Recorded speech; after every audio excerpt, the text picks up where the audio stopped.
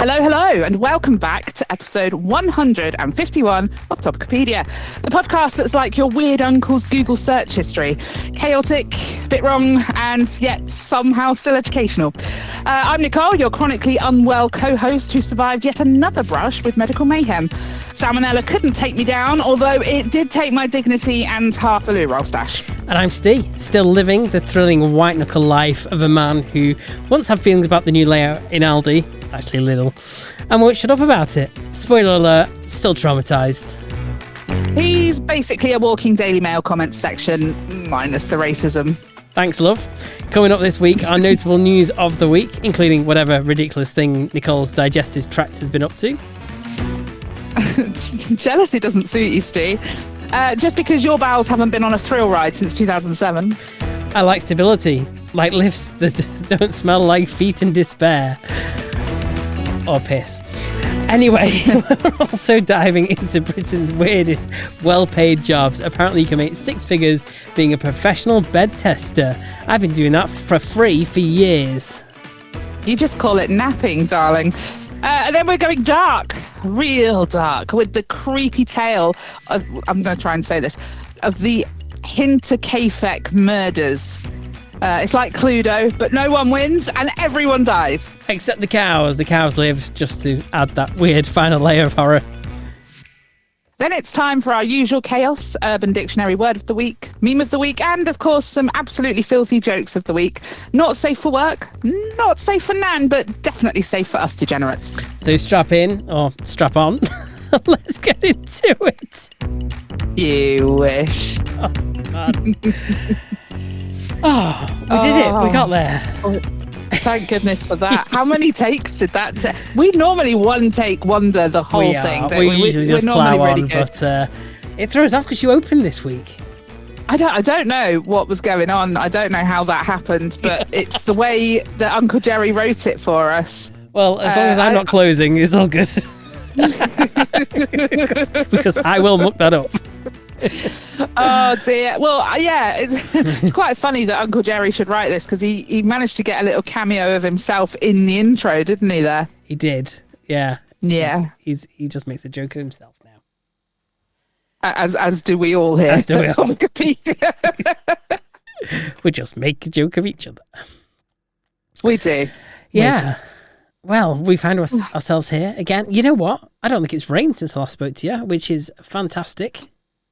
It's not, has it? No. Oh my God. It's been beautiful. Have you sorted your garden out? You know what? I have. I've had the pressure washer out. I've emptied the hot tub, cleaned the hot tub, refilled the hot tub. Have you been in it? Been in it, yeah. Oh, so good. Oh, I'm very jealous. So good. Very jealous. You know what? Doing that before you go to bed, you get such a good night's sleep. It is. Oh, you do, don't you? Sensational. Yeah. Oh, I'm very jealous. Well, I mean, I haven't been quite as productive on my roof, but a little bit. We started yesterday. At time of recording, it was 2 days ago.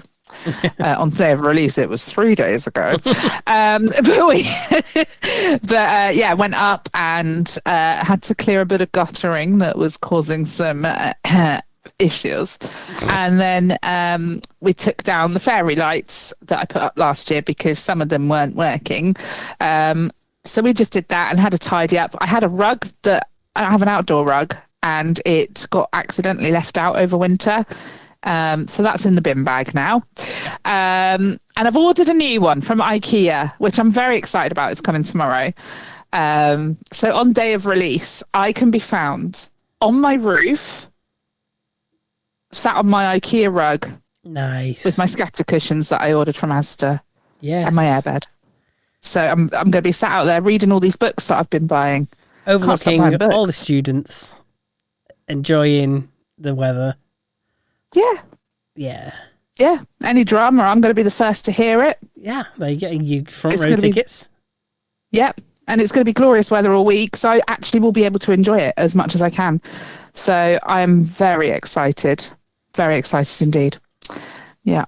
Excellent. Unfortunately, I do have to tidy the house at some... Well, not tidy the house, but clean the house at some point. But, you know. It's effort, though, isn't it? It's bloody effort, especially when the sun's out. You just want to be out there, don't you? Yeah. You know, it's been doing my head in being in work. Yeah. Because I like to set up outside, except I've not got a gazebo at the top. I need a new gazebo for the top. Or maybe just... Oh, dear. Or I could do with another monitor, because my monitor is like, I kind of got my desk all nicely set up and the power pack for it. Why do these monitors these days have big, massive power packs for them? It's like... I don't know, do they? Yeah, I've got it tucked under the desk. It's like, I don't want to undo it all and traipse it all outside, but I need my big monitor to be able to work. I can't just work on one little laptop screen. Yeah. I can't work with one screen anymore. That's understandable. You've got to have desktop room. I was trying to think of the posh word for that then, but it's completely lost me. Desktop room. Yeah, Desktop room. Is there a posh desktop thing like for that? real estate, like you know what I mean? Like I mean, the weird thing is, Steve, is I do know what you mean. I know exactly what you mean, but I still don't know how to verbalize what you're saying. But yes, that. And if anyone at home understands that, then you are also telepathic like us. Because we don't fucking know how to tell you. Yeah. Yeah. So I would love to work outside, but now I've just been sat inside looking out. Hey, you know what? My solar panels have done well. I've had to keep turning the hot tub up just to use the energy, because I still don't want to export it until I've got an export, until I'm going to get paid for it. I think that's quite right, yeah. I am not going to, don't want to be giving it away unless I'm getting something back for it. No freebies off me, thank you. No, because they wouldn't give it to you, would they? Let's be honest. So I am making sure I use it all. As you should. This isn't petty at all, is it? I agree with you, though. I completely agree with you. Yeah. It's yours. You use it. Exactly. There we go. So that is that's been my week, basically. Well, I have some good news. Oh, go on. I am officially salmonella free. Hey! Oh, hang on. Oh, you should have warned me you were going to say that, and I could have done a... Oh, you get half a tada. I mean, did the intro not tease you enough that it was probably the case? No, it didn't. You didn't sound enthusiastic. You know what? I have been struggling this week with hay fever, so I apologise in advance. Do you know, I don't get hay fever. I had it 1 year once, ever. You bragging? No, but I'm not, because 2 days last week, I woke up not with a stuffy nose, but it was blocked. It was like swollen in there. And I'm like, that's unusual. That doesn't normally happen. So I have to wonder if the pollen if there's a certain type of pollen that my nose doesn't like. Could be. And that's why it was that 1 year. And then this year, because my friend said to me that the day that the second day that it happened was like the worst pollen day of the year so far or something. And I thought, yeah, that makes sense. Yeah, looking today, there is 1 out of 4 of grass pollen, so that's classed as low. 0 weed pollen, but 4 out of 4 severe tree pollen. According to my Google weather app, it does say it's also going to go dark at 7:58 p.m, which is fantastic. I love the long days. Oh, it's lovely, isn't it? It's so uplifting, and just having it just being bright and blue outside is just lovely, even though I've not really been outside yet. Except to obviously do a few gardening jobs. But it's just nice to see that, and the room feels brighter, the plants look a bit happier, and it's just nice. Yeah. Oh, like that. Something that has flooded my Facebook these last couple of days is because obviously I'm in quite a few Benidorm TV groups. Yeah. Oh, what do you mean? Oh God. Sherry Houston again has been on TV, hasn't she? And then she always does the whole teasing that they might bring it back. Oh really? Yeah. So she's done that again, but it's kind of exploded, and the Sun's run with it, and then obviously loads of other newspapers have run with it, and then TV channels have run with it. So now it's like rumours ITV could revive, Benidorm. So, yeah, we'll have to wait and see. Darren has said there is nothing in the pipeline. What he answered, Here we go. Should we have a go at trying to decrypt a message from Go on, Darren, then. the creator of Benidorm? Okay, so he put, let me find his little fan group, and see if you can read between these lines. He comes out with interesting answers. He's a little bit cryptic. Okay. Okay. So he posted. Oh my gosh, there's so many posts on it. Like, so many. Oh wow, yeah. There's been a lot of posts. He should have pinned his own post so it could be found. He should have done. Yeah, he's missed a trick there. Yeah. He said, so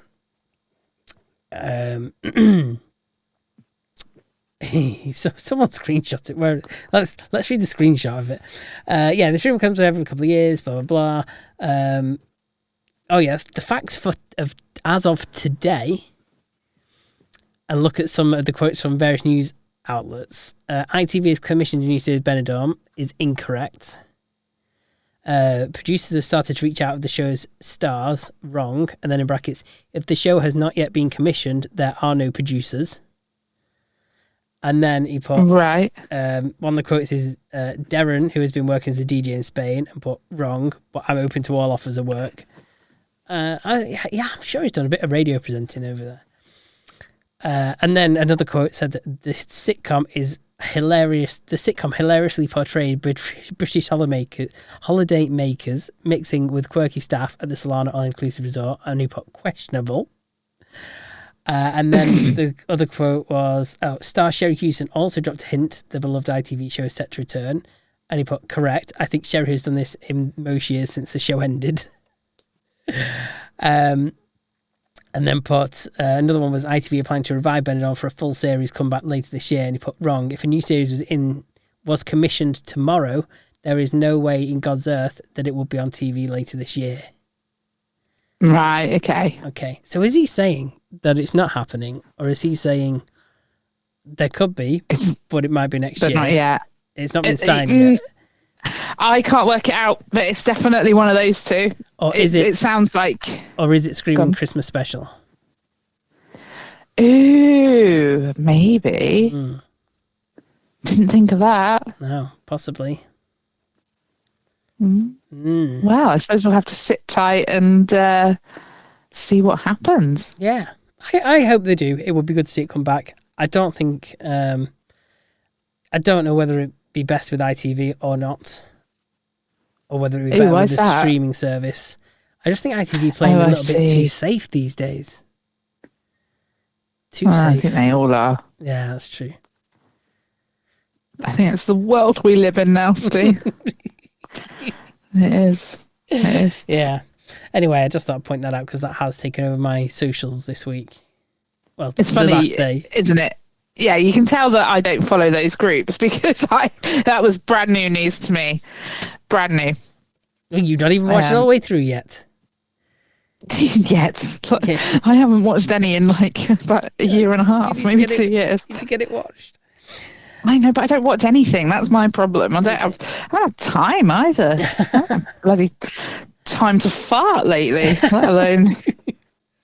Oh, while we're here, let me do my quick usual weekly check on Blue Sky. Yes. We posted on there 16 times. We're following 3 people and we've got 0 followers still. Fantastic. We are keeping that track record for 0 followers on Blue Sky. Do you know, almost it would be quite funny to see how long we can keep it at 0 for. That's the challenge. My theory is no one is on Blue Sky. No, I don't think they are. I think we're the first and only. It's just our profile just floated around this void. It's just us and the tumbleweed. Yeah. That's exactly it. That's quite funny though. Yeah.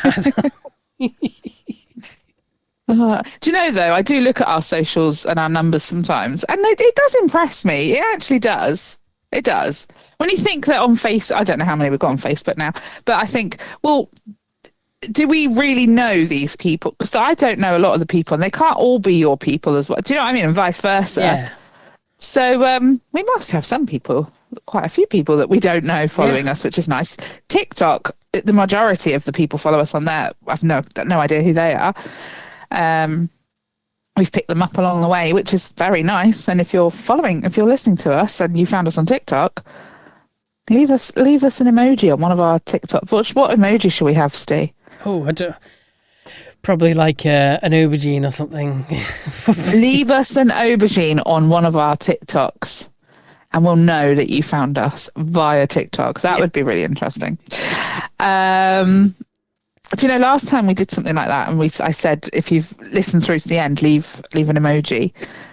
Andy left us an emoji. Yay. And I forgot to mention it the next week. So thank you, Andy.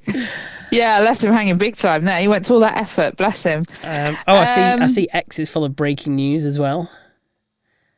Is it? Yeah, Sabrina Carpenter is making her Fortnite debut.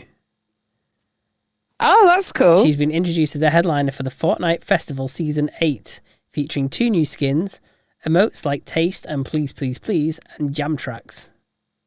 Nice. There you go, more DLC for you. More DLC for you Fortniters. I love Sabrina Carpenter. I absolutely think she's wonderful. Good, isn't she? Yeah, I like her. Oh, I knew you'd like her. Yeah. Although, I must admit, I didn't think she'd be booby enough for you, Ste. Oh, she's not bad. She's lovely, though, I think, yeah. And she's very good, isn't she? She's good at what she does. Yeah. Yeah, we can say that. Oh, dear. What other news is on X? Who else do I know? News. Trump announces potential 104% tariff on China. 104% tariff. Wow. That's literally saying we don't want to sell anything to you. Everything's going to cost you double. I thought he was friends with China. Oh, no, that was Putin. That was Russia. Well, I thought China and Russia were the same now, you know? Are they not friends? I thought they were friends. I can't keep up with who's friends with who and who I'm meant to like and who I'm not meant to like, and me neither. And what the whole idea is of the world. Yeah, I give up. Do you know what? I genuinely spend more time now on my Snake Pimp page on Facebook than I do my own profile because I prefer the content. It's so much more enjoyable seeing someone say, "What sex is my snake?" or excuse me, just a random hiccup. Oh God, I hope that's not going to be a thing now. It'd be so funny just to go rest the episode of you hiccuping. I hope not. I do have a trick to get rid of it. Okay. What was I telling you? I was telling people posting on these hognose snake things, and why won't my snake eat? I got my snake 3 weeks ago and it hasn't eaten anything, and it's like I quite enjoy just looking at that stuff or little snake memes and things. But if I go on mine, it's all doom and gloom. It's all news pages and. Someone got stabbed the other day, someone did this, and something got blown up over there. Trump and China are going to nuke the world, and not China, Putin. God. Probably to be fair, probably China as well. Probably China as well. I don't like anyone listening in China, so I think we're all right. Yeah. And I just don't enjoy looking at that, so I don't spend an awful lot of time on my own profile anymore. I don't spend too much on my own Facebook now because it's full. I would love to know how much money Labour is spending trying to advertise on my Facebook, because they're constantly advertising, but the most ridiculous thing is none of it is about, well, a lot of it is these claims that are quite obviously not true. Because they keep massaging these figures and stuff. And then all the others are just basically having digs at other political parties. Now, if you're the party in power and you are finding it, if you have time to be that petty still, what are you doing? If you see everyone else as such a threat when you are currently in power and you still got years left of your term, then there is something seriously wrong with you, because you've got time to actually post things, make changes that are popular and turn things around, but you're not making the effort. Instead, you are just throwing sly digs Well, what they've done all their work now for their term. They've taken the money from the elderly and the disabled, handing it to the people on universal credit in their rubber dinghies. Sorry. And then, you know, the funny thing is that they're being more right-wing than the right-wing party that we had in power for the last however many years it's been now. It's I don't even know what to say. It's criminal, actually. It's like just not we are right. living a parody. It really is. It really is. That's what it feels like to me. It's yeah. It's it's sad times. It is really sad times. Really is. How long until the next election? Oh, good question. I mean, there is local elections, and I suppose Labour are aware they are going to lose quite a few seats in this. When is the next general election? It is held no later than the 15th of August 2029. God, that feels forever away, doesn't it? Well, it's so long. Yeah. Crazy. Oh, well. Well, strap in, boys and girls. There's more to come. We're all going to be poor by then. We're going to be poor, and there's going to be no sick people left, no elderly people left. That's me out, isn't it? Yeah. I wonder if this podcast will still be going then. Hopefully, touch wood, we'll still be here. Well, I hope so. We've made it. Do you know, we've made it through a lot of things. I mean, I was thinking about this the other day, the amount of medical emergencies I've had, and I've still managed to rock up every Tuesday to record. I mean, we started recording sort of about a week after my big operation, which was like a massive operation. Nobody, I don't think, even prepared me for how serious an operation that was. It was life or death kind of operation. Oh, it was massive. Yeah, it was. And I don't think I really realised that at the time until it was afterwards, and I felt like I was going to die. But yeah, so yeah, I think if we can't get through a Labour government as a podcast, yeah, you'll know that I couldn't afford to replace my laptop. Oh, look, my cursor's back on my laptop. Look at that. Oh, we're all right. We'll be fine. Oh, you fixed it? Well, no, it just came back. I didn't do anything. Yeah, we started life with some technical. Luckily, I've got a touch screen, so when my cursor disappears, it's not the end of the world. But yeah, how strange. I mean, my trackpad still isn't lit up like it normally is, but the cursor's there, and that's all I care about. So that's good. Yeah. Anyway, what have we got lined up? Sorry, I was still looking at what was trending, and while we're on to politics, I've got to have a look at why Lammy is trending. Who? Lammy, David Lammy. Who's that? A politician. Okay. Which side? The red side. Okay.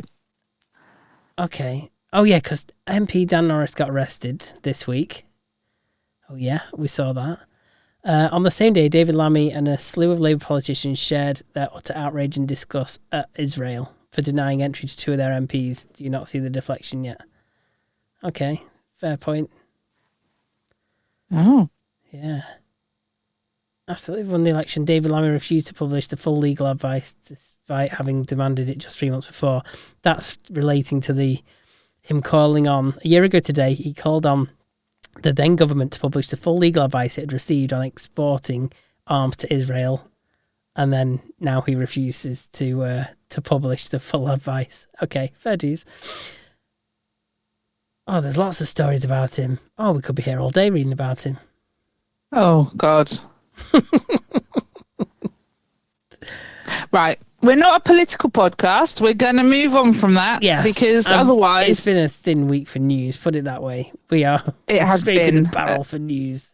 It's not been that notable. It's all just been Trump and tariffs. You know what it is? Is all the politicians are out buying Easter eggs. They're not. Yeah, probably. They're too busy getting ready for Easter. Yeah, they've all overdosed on chocolate. Yeah. Oh, you know, the other week I told you about the mini egg bar that I found in Asda, and it was like nearly a £5. Oh. I meant to mention this the other week because I picked 2 up. Okay. From it's going to break my heart, isn't it? I bought 2 yesterday. Yeah, go on. It wasn't yesterday. Oh, hang on. Let me open the app and see how much it was. Oh, free sweet bakery treat, free fresh vegetables. That's contradictory, isn't it? It is little. That's called balance. I won't be getting the vegetables, I don't think.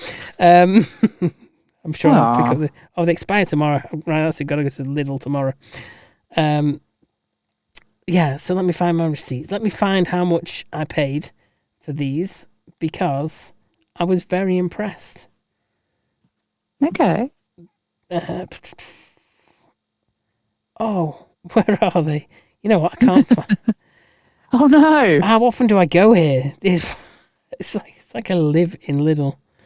I've got that You've probably many got receipts. about 8,000 receipts, yeah. That's what it is. Oh, is it on this Too big many. one? Oh, yes, it is. Okay. So they were at Asda, and they were like, what did I say? They were $4.79 or something.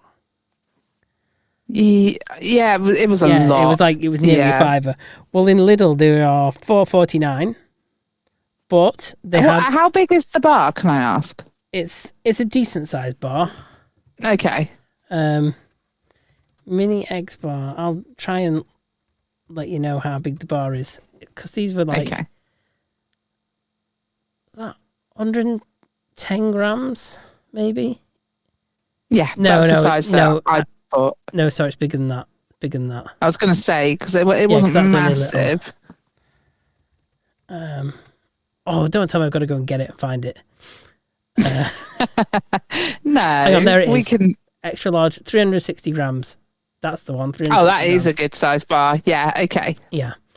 So for comparison, let me send you this image I found just so you can get a grasp as to what it is that I purchased. Okay. So these were like a £5 in Asda, but at Lidl they had them at $4.49 plus £1 off. That is a big bar for having the Lidl Plus. Right, I know this is going to make me cry. So that makes it $3.49. Can I just? Yeah. I spent enough at Lidl, so I had a 10% off voucher as well. So I took another 35p off each bar. Okay. So that was $4.49 minus £1 minus 35p. Wow.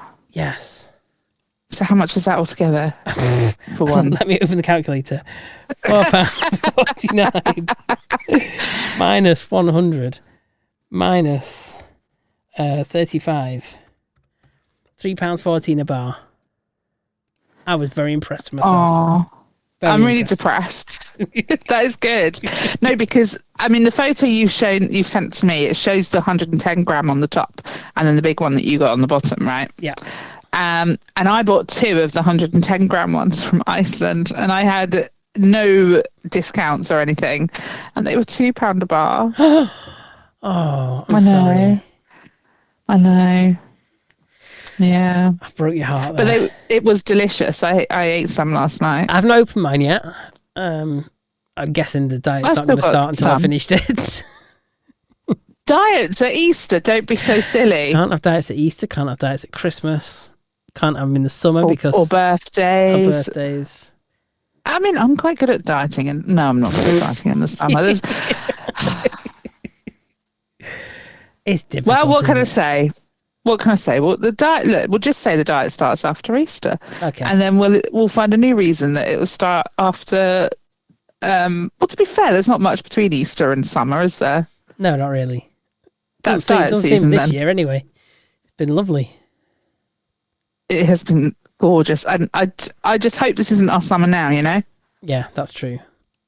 Let's hope it continues. I do love an April heat wave, though. It's just what you need, isn't it, at this time of year? Yeah. Yeah. Yes, it is. Right, let me open the prep. Open the prep. Because you have actually done most of the prep this week. Oh, that's interesting, because I thought we had nothing. That's why I've been waffling shite. Oh, bless you. Yeah, no, you have put in a couple of things. Okay. And I have found for you, I found a mystery. Yeah. So we've got stuff, you know? Okay. We have prep. Oh, this was funny. I saw this and I thought, this is perfect for... So this is the 5-minute craft thing, isn't it? 5-minute crafts, yes. First one starts with iodine. Now, if right. I remember correctly, you're not really meant to use it. It's not meant to be good for you. Is it not? Iodine is an essential mineral crucial for thyroid hormone production, which regulates metabolism and brain development. It's found in foods like seaweed, fish, and dairy, as well as in iodized salt. Okay. I thought you were not meant to put it on you because it stains your skin if you put it on your skin. It does, yeah, but it's like a antiseptic-y type. Yeah. It's an antibacterial. It cleans you, doesn't it? They use it before surgery. Antiseptic properties. Okay, well, there we go. I don't know why I had this thing about it apparently not because being it looks like you've been rolling in shit. That's why you don't want to do it.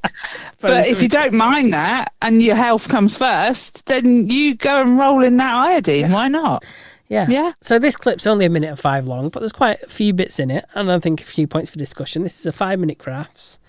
Okay, so I'm going back to the beginning of this video, and I will hit play on my phone when you tell me to. Okay, go. So the first one, it's iodine. I said they're injecting it into a cotton bud or a Q-tip if you're stateside. Yeah, you know what stateside. I know. And then snap off the... So it goes straight into the next clip, so literally it's 3 seconds. I've paused, right. Yeah. I've paused a sec because the next clip was very quick and I feel we need to talk about it. Okay, so the first one, so they inject the Q-tip, as you called it, or cotton bud. Yes, or cotton bud with iodine. And then it fills up the centre. You snap an end off and then it releases it all into the cotton bud. Is that into the cotton? Do you think that works?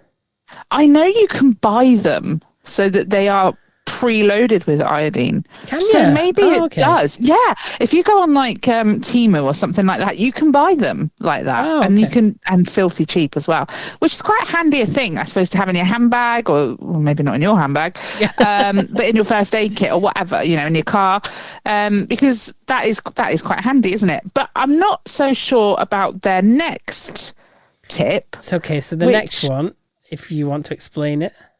So if you're out and about and you cut your leg, you're all right because you've cleansed it now. You've got your handy iodine swab. I don't know what you've kept it in, in the interim, but there it is. So you've swabbed your cut that you've made whilst out and about, and now you don't know how to dress it. And all you can find, with you. You've not brought plasters with you, and all you can find is a tampon. Okay. So what do you do, Ste? I don't know. According to this 5-minute crafts video, you unravel that tampon and use the string to tie it around yourself so that it is like the dressing on the wound. Does it work? Would it work? I've never examined a tampon up close. I've never unraveled a tampon in my existence. I don't know if that's possible. I don't know if it would work. I suppose at a push, it is clean cotton wool. So in theory, it works. It's whether tying it on actually works. I'm not sure about that. No, yeah, it does look like a very thin, kind of flimsy bit of string. Yes. But there we go. I don't know about this. And would it be long enough to go around your arm? Well, it wouldn't be long enough to go around my arm, I can tell you that, because I'm buff. That's what we're putting it down to now. Right, shall I play a bit more now? Okay, yeah, we'll try the next one. Okay.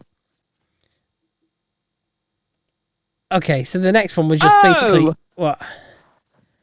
A really short clip of basically something you've just put over yourself and you can take a shit in the dark. Oh yes. Sorry, I watched the next one. You see, you're going too fast. Yeah, I know. I've paused again. So what do you reckon? You do this one. You poo in the dark. I think it's a privacy thing. Yeah, just like a round thing, and you just put it over your head and drop it down, and then it just sits on your head, but it surrounds you, and you can sit on your mobile toilet, sit on your bucket, and breathe in your own fumes. In your own little Dutch oven. In the wild, no need for ventilation there, apparently. I'm sorry, but I feel like it is a slight pitfall in the plan. But, you know the other pitfall? What's that? How do you wipe your ass? Because you've not got a lot of room under there to try and reach round and... No. You don't want shit all up your little toilet tent, do you? No. That would be dead inconvenient. But to be fair, do you really mind? You're quite happily Dutch ovening yourself anyway, so... Why not be rolling around in it? Why? Well, exactly. Just say it's iodine. You've got your iodine. That's all that matters. It's all that matters. All right, so the next one that I accidentally played was a young lady who was without her bottle of water on the camping trip. Right. So she took off her t-shirt and dragged it across the grass, soaking up the dew. Okay. And then she wrung out her t-shirt into her mouth. And I'm not sure how. I just. See, I don't know what to say. I don't know why anyone would do this. How dewy must it be to actually get the t-shirt wet enough to be able to wring it out? Oh, I call bullshit on it being, no. I don't think it, you'd have to roll it around in a lot of dew. And then you'd probably, no doubt, roll it around in some shite. We are going down a very shitey route with these. As always. You get all kinds of crap in it, surely. Yeah. Like if you are dragging it along a field, I don't think. Why would you be that desperate for water? I mean, surely somewhere there's going to be somewhere for water. If there's grass, there's going to be water nearby. There's going to be a stream. I would rather lick it off the grass than wet up my t-shirt and. Do you know what I mean? Yeah. And as you say, there's probably a water source not too far away. Go and find a puddle if there's that much dew on the ground. Yeah. I'm sure there'd be some. Yeah. Yeah, good point. Better still, just take some water with you. Just take some water. Yeah, take a bottle. Or you could drink your own urine. No one's going to see because you're in your little tent. There's no judgment in there. It's just between you and your God in there. Fine. Yeah. Oh, what's this next one then? So it says wound. Okay. It's got a leg. What's that? A pen. So use a felt tip pen that's bright pink. And then what's stuck next to it? Right. So I know exactly what they've done. So they've pretended that they've drawn a wound on the leg. Oh, okay, yeah. For illustrative purposes, so it's a gaping wound, okay? And they've taken what looks like gaffer tape because you didn't pack water, but you did pack tampons and gaffer tape and a toilet tent, a Dutch oven tent. So this is good, okay? So they've got their gaffer tape, and what they've done is they've sort of taken little strips of it. And they've stuck it either side of the wound with a little loop on each side, and then they've used a bit of string. I don't know where they got that from. By the time you've done all that, you're probably bled to death. Of course, yes, but I mean maybe you get good at this over time and get fast. I don't know, but obviously, I guess maybe there was a spare tampon to take the string out of, and then you lace it up like a corset. It's almost quite cool looking, I can see the kids doing this for fun. There you go. It's your next Halloween idea. Lace up my leg like a corset. I've seen piercings like that. Have you seen that? No. Where people get all these like surface piercings, like loops all down, and then they lace it all up like a corset. That's weird, isn't it? It is totally weird, yeah. Although if you're what's into next? that, then I suppose it's people into everything, isn't there? There really is. Yeah. Okay, let's see what's next. Okay. So it's someone cutting their hair off with a knife. And then braiding it. And then she's tied it on her boyfriend's shoe, even though he doesn't seem to have lost a shoelace. No, there's a shoelace on the shoe. It's just not through the top hoops. Oh, that's odd. I mean, was it worth it? Was it worth ruining your hair? I reckon she's tagging him. I reckon she's done that so that if anything goes wrong, he's got her DNA. She doesn't trust him. And it's either she thinks he's a murderer and wants to tag him with her DNA, or she thinks that there might be other women in the forest. And so it's a bit like the equivalent of leaving your earrings on the floor of your boyfriend's house, you know? Yeah. So if any other females go around, they know there's been a woman there, you know? Yeah. Oh, good point. Maybe that's what it is. Nothing to do with it must be tying your because trainers I up. can't. Well, no, because he had shoelaces, so it made no sense. What, the Diodora trainers as well? I've not seen Diodora in years. Jesus. Have you seen them in years? No, I'd actually forgotten that existed. Yeah, so did I. How funny. Yeah, mystery brand. Okay, right, what's next? I like, at the end of that clip, they do wander off holding hands. It's like, yes, now I've made you mine. No one's going to take you away, kind of. Branded him, yeah. Okay, the next one. You wait till you get to the next clip. It's weird. The next clip I have seen on Orange is the New Black, which I've been binge watching. Oh, I haven't seen that in years. Yes. Yeah.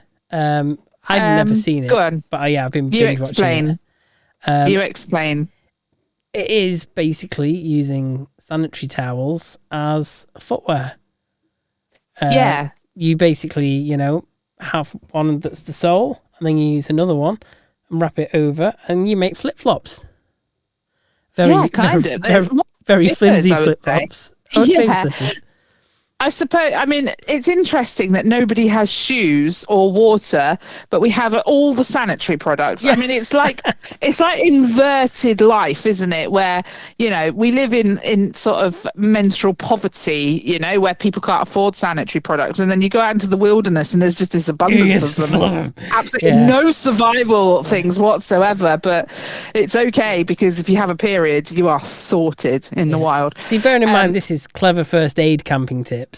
That was nothing to do with first aid. That is footwear. That is prevention rather than cure, I would say. And just to clarify, in case you want to try this hack at home, it's sticky side onto your feet, not sticky side down. Don't want you to make that mistake. And then, obviously wrap one around so that it sticks to your foot. This is educational, isn't it? Because I didn't really know there was a sticky side. Is it really sticky or just a little bit sticky? It's like got adhesive. So when you take it out of the wrapper, you unfold it and one side has like a bit of backing paper on and you peel that off and then it's sticky underneath so you can stick it into your underwear. Oh, look at that. That's clever, so it keeps it budged. Yeah, so don't budge. Yeah, it's good. Yeah. Yeah, that's clever. Oh no, I've just lost it. Oh, I've just lost the video. Okay, so then you're gonna have to explain the rest, Steve. I've lost the damn video. Click the link again. So this one, they've got a can of tuna and a knife. Okay, at least they brought food with them, not brought water. Why didn't they just open the can of tuna and drink the juice? Because there is a ring pull on this can of tuna. I'm back on the video now. There is a ring pull on this can of tuna, so I don't quite understand, but okay. What have we done? Oh, we're putting some toilet paper. What? Okay, so they pierced a hole in the top, and they've wrapped up some toilet paper, and then they light the toilet paper. And then what happens with it? You then open it, and that's it. I think that's it. I think that's why I saved the link. Because that was so open-ended. Because I think I wanted the answer to the end. Right. Okay. I genuinely don't know why you would take a can of tuna or whatever it was that has a ring pull on it, use your handy dandy survival knife to pierce a hole into it, then take a bit of toilet roll or innards of sanitary towel or whatever you're using, and make it into like roll it into a sausage and then stick it in that hole. Therefore, it sort of soaks up some of the oil, I guess, from the tin. And then set fire to it. And I thought, oh, they've made a candle, but they haven't because it burns out. They take away the remnants and then they just open the can with the ring pull. Ta-da! Yeah. So I'm looking in the comments trying to find an answer, and someone else put heating the tuna up as a guess as an ex-Cub Scout leader. That's not going to heat the tuna at all. No, you'd have better luck farting on it. So yeah, I just thought I'd bring you that 5-minute craft just because we've not done one in a while. And I thought, we haven't. Surely they can't be as stupid as they always have been. And rest assured, they are still as stupid, if not more stupid, than they ever have been. Yeah, I agree. Pretty damn stupid. But we do enjoy one of these from time to time. So if you see a particularly stupid one at home, send it in to us. And we'll see what we can make of it. Okay, so this one, oh my God, paywall again. Right, let me find this paywall avoiding website again. Oh, that was good, wasn't it? Yeah, although it doesn't work on them all because I tried it on another one before and it was having none of it. It's like, no, I just want to see the article. Okay, so that's got me through it, but it's not got the photos and everything. That's annoying. God damn it. Yeah. Hang on, that one's loaded a bit better. Oh, still no photos. Yeah, bollocks to it. We'll read it anyway. We will visualize it like you have to at home. Okay. So this is the 18 weirdest best paid jobs in Britain. I feel like we talked about this a week or two ago, maybe. Touched upon it and said we'd talk about it again. Yeah, because we stumbled across one of the jobs, which is on the list. Yes, that was it. Which was something to do with rape. We'll get to it. Oh, this one's an interesting one. So at 18th place, it says £12,000. Okay. Oh, is that how much you can make a year by doing it? Oh, okay. So they charge £20 an hour, right? Okay. And do you know what this job is? No. No, because I haven't told you yet. Professional queuer. So for £20 an hour, you can pay someone to queue to get the latest gadget, computer game, or even to see a midnight release of a movie. And it's become a regular event in Britain, apparently. Agencies, there's agencies you can hire professional queuers for £20 an hour to stand in line for you, so you don't have to. That doesn't sound such a bad gig. It doesn't sound bad, does it? It's just £20 just to stand there. You can scroll on your phone. Oh, you know what? Are we talking digital queues or are we talking physical queues? We're talking physical queues. We are. It's you're queuing up for computer games and gadgets and stuff. What if they get to the front of it and then they decide they're going to keep it for themselves? Like it's too well, yeah, but you're being paid by the hour, not for the job. So tough tits. Yeah, I was like, how long would you? That could potentially be a very long shift. It could, but I mean, that's a good earner, though, isn't it? I suppose £20 an hour doing that. Yeah. Here's one that's better for me, right? I'm well up for this one. To make 16 grand a year. It doesn't say what it is hourly. 16 grand a year doesn't sound a lot, does it? But this is well up my street. Some hotels still employ people to put on special hygienic sleep suits and act as a human hot water bottles for guests before they arrive. So a human bed warmer. What hotels still have human bed warmers? I don't understand. What? Human bed warmer? I would hate that if I stayed in a hotel. I know that they put on these hygiene suits and stuff. I would hate to get into bed and be all like, this is some other human that I don't know's body heat. No. It's like when you sit on the toilet seat and someone's left it warm for you. Blech. Yeah, that's... I don't like that at all. Why not just use a hot water bottle? Or a heated blanket or something. Yeah, in 2010, Holiday Inn introduced a unique service in UK locations, including London and Manchester, where staff members acted as human bed warmers dressed in a special all-in-one sleeper suit. These staff members would warm guest beds up to approximately 20 to 24 degrees Celsius before the guests retired for the night. The initiative was likened to having a giant hot water bottle in the bed. However, the service was short-lived and was discontinued shortly after its introduction. As of now, no hotels are known to offer human bed warming services. So maybe this isn't a job that you could go and do now, to be fair, because unless you open your own hotel and you start offering it. I don't know. It's not a smart idea, is it? I don't like it. What happens if the people get home early and they're like, I don't know, it's a seedy old man and he's drunk and he's like, oh, there's somebody waiting for me in my bed. It does say, specially trained staff dressed in all-in-one fleece sleeper suits would lie in guest beds for 5 minutes before they retire for the night. So it's only like a 5-minute little warm-up thing. 5 minutes, though. Look. By the time you've had your shit in your shower, your bed will be warm. I'm just saying, if that was my job, and I would be rubbish at this job, I'm always cold. So if I get into bed to warm it up, well, it wouldn't be warm after 5 minutes. I'd need about 20. But you'd have your fluffy sleepy suit on. Yeah. You'd be sweating cobs under it. Oh, I can just sweat into their bed for them then. Yeah. That's what you get. I don't know. The whole thing just gives me the ick. I don't like it. Yeah, that's an odd job. No. But you're sleeping and getting paid for it right up my street. For 5 minutes, Steve. Okay, so... Not much of a disco nap, is it? No, I'd have to do it for longer. They wouldn't get me out of it. Yeah. Okay, in joint 16th place. Apparently you can make 20 grand a year doing this. Premium brands for pet food make sure that their products are also fit for human consumption. That is why these companies require a human pet food taster. They have to rate the smell and determine whether there is a balance of flavours. Would you taste pet food as a job for 20 grand a year? That's absolutely fine. It's not. I could do that, yeah.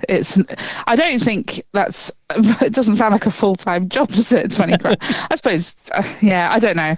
I mean, I don't think you could just, like, live off the dog food diet. I think it'd just be like... You just try it here and there. Yeah, I think you just have a little spoonful, don't you? I mean, yeah, I could, yeah, because it is literally made with human-grade food. So it's not dangerous. It's not, just because it's for dogs. And that I could do that. Yeah. No, fair dues. Could you do that? Probably. No, I'm a bit funny with. Really? I don't think I could eat pet food. I don't Fair think I enough. could eat baby food. I'm not really fussy. Don't eat baby food. Baby food's definitely not for humans. Disgusting.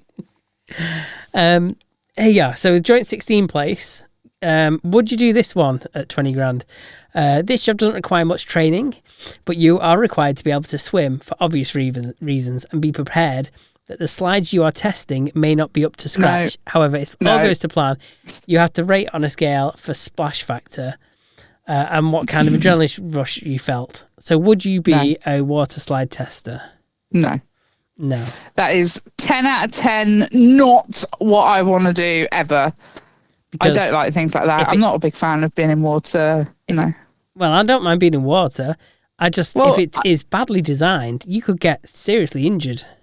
Friction burns. I've had a friction burn from something like that. And it I really bet you hurts. have. Yeah. Hey. It's called a carpet burn, that, love.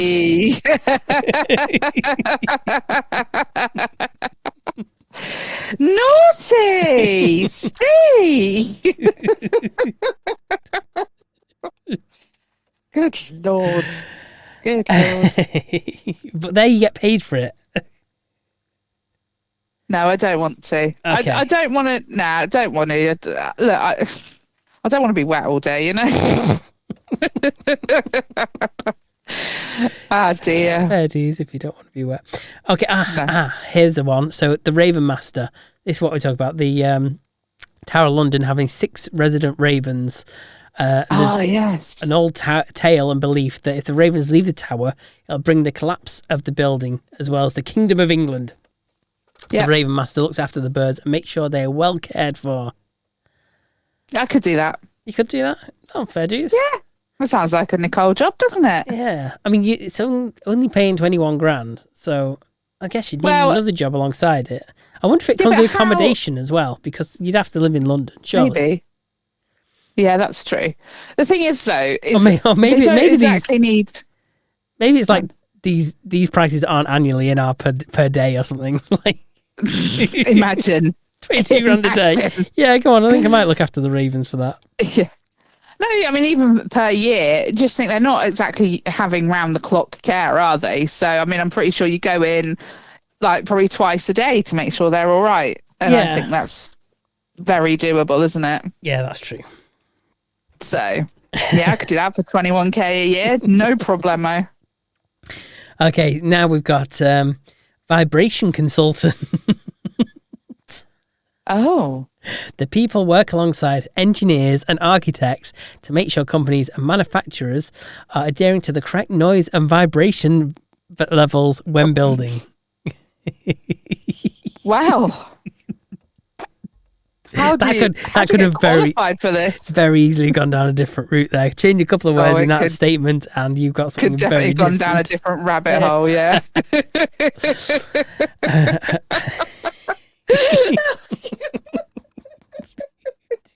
Why did I say rabbit hole? I was going to say it's a dark hole. It is, definitely. Oh, God. Okay. Vibration consultant, could you do it? Could you monitor noise and vibration levels? No, I think it'd get on my tits a bit. just vibrating tits. Okay. Nope, they're jiggling too much now. That's enough. No, I'm going home sick now. Yeah, my tits are buzzing. Nah, I think I'd get a headache. I think it would the noise. Nah, I'm good. I'd rather not. Okay. No. How about an eel ecologist? Oh, what do they do? European eels are endangered, so it requires a number of people to wade into rivers and monitor the slippery fish. It's a tough job. How much does this pay? Around 2 kilograms of pure muscle. 22 grand. No, not enough. No. Is that not enough to be playing with the slippery fish? No. Getting yourself wet? No. No. Okay. No. I'd die, wouldn't I? I'd find a way of dying. The eel would be the end of me. I don't want to be like Steve Irwin. I'm too young for that. I didn't say they're electric eels. That doesn't matter. Or poisonous. It doesn't matter. I feel like the eel would still have the edge over me, you know? Okay, I'm in its house. It's going to defend itself. Okay, so 23 grand. A pet psychologist. The title may sound a little ridiculous, but actually the role is to analyse animal behaviour and help owners discover the cause of their pets' problems. How much is this costing? Paying? How much is this? I thought I'd already said it. 23 grand. Sorry, I'm yawning as well. I think it's part of my hay fever. It's making me a bit drowsy. Making me tired. So a pet psychologist. Give it to me now. Sorry. What was that? Bloody hell. A pet psychologist also needs either hold a PhD. That's terribly written. To either hold a PhD or become a doctor of veterinary science. Okay. Well, I don't have that, but I still think I'd be very good at it. I just don't think they're paying enough. No, you want more. You want big money. I want a little bit more than that, yeah. Okay. So in 10th joint place, Cool Hunter. Cool Hunter. So this is 25 grand. The job is to basically keep your fingers on the pulse of what people think are cool. Oh. This sounds ridiculous, but it can help Big brands make billions if they create and market a new product that consumers will love. Oh man, this sounds like a great job, but I'd be shit at it. Yeah, same here. I think I'd be horrendous because I would look at I might have the next best big thing in front of me, and I'd turn around and go, "Well, that's shit," and just ignore it. Exactly. Like, exactly. I probably would. It'd be in front of me, and I wouldn't get behind it, and I'd go, "Why the hell would anyone be interested in that?" And then just sack it off. Literally, yeah. Yeah, I mean, it's interesting because some of the things that make it big, like music, for example, I'll hear a song that's like been highly anticipated. I hear it and I think, God, that's terrible. But then after I've heard it for the umpteen minutes time on the radio or whatever, I think, actually, I'm really getting into this. And, like, the whole world's been buzzing on it for 3 weeks already. So, yeah, no, I don't think I'll be very good at it, but it sounds like really good fun. Yeah. I mean, the next one, also at 25 grand. This one isn't for you. It's a golf ball diver. What do you mean it's not for me? Well, I could be a ball diver. What are you trying to say? Well, you have to wade in ponds where there's fish and get yourself wet. Oh yeah, don't want to be wet when I'm fishing for balls, do I?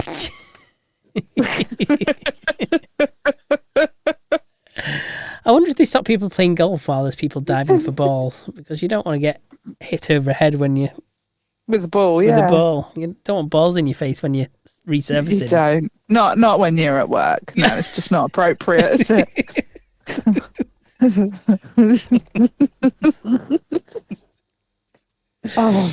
We're children, aren't we? We're actually children. We are. Okay. Oh, another one, 25 grand. Okay. Oh, you might be able to do this one. Do you like a brew? Sometimes, yeah, here and there, yeah. I mean, would you drink 300 cups in a day? No. Oh. Because no one can drink that many in a day. Okay, I think it just means taste it.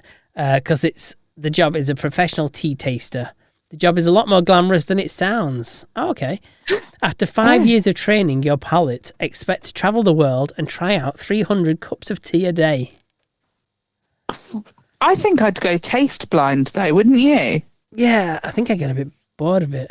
Could you imagine, though, if you drink one that's slightly too hot and then you burn your tongue and then you're kind of out of the game for a couple of days then?